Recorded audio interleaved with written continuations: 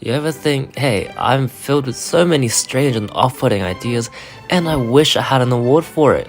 Because if you do, well, boy oh boy, do I have the thing for you.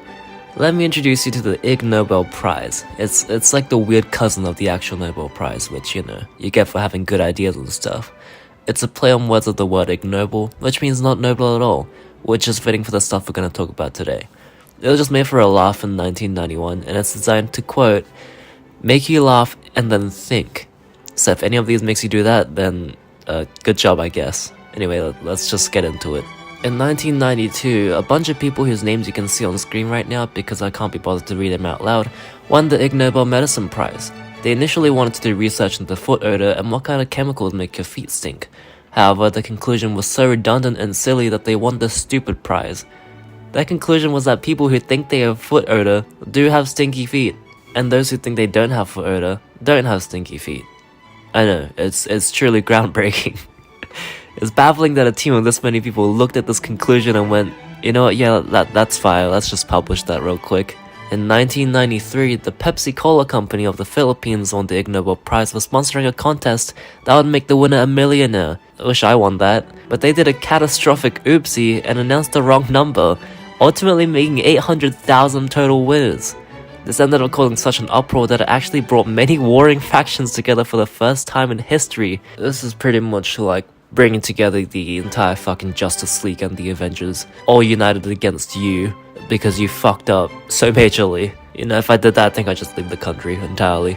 In the same year, Jay Schiffman and the Michigan State of Literature won the prize for visionary technology for inventing an image projection device that would let you watch TV while driving. Now, anyone with a brain knows that this is probably a horrible idea.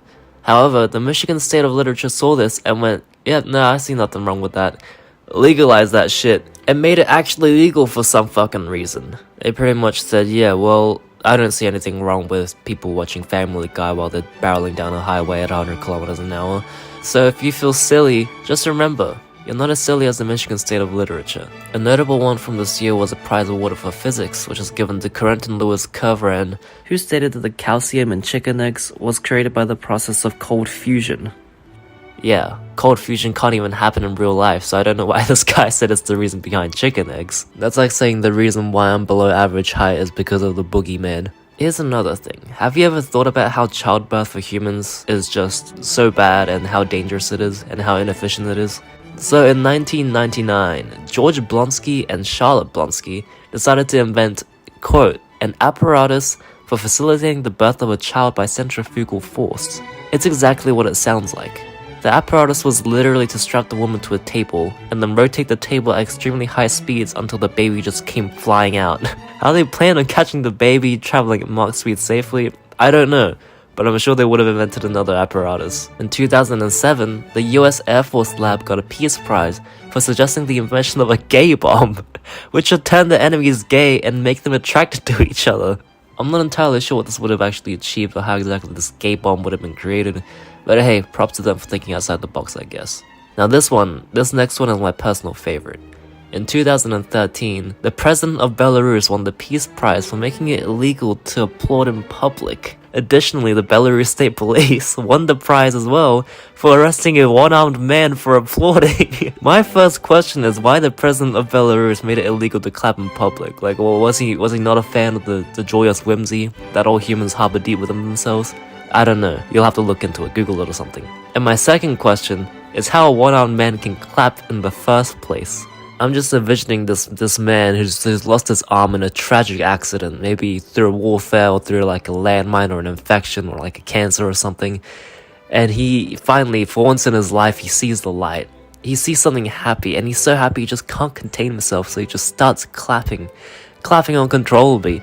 And two police officers just see this and go, that sick fuck, he's going to fucking jail, that piece of shit. What the fuck is wrong with that guy? We're gonna fucking kill him, man. We're gonna throw him in jail for a long, long fucking time. Tackle him to the ground, start beating the shit out of him, and they can't even put him in handcuffs. He only has one hand. My only logical explanation for this is that he was clapping something that wasn't his hands. And I think you know what I'm talking about. I think he was clapping something else. Anyway, that's all the time I have for this one. This is only a mere fraction of the amount of bullshittery that is the Ig Nobel Prize.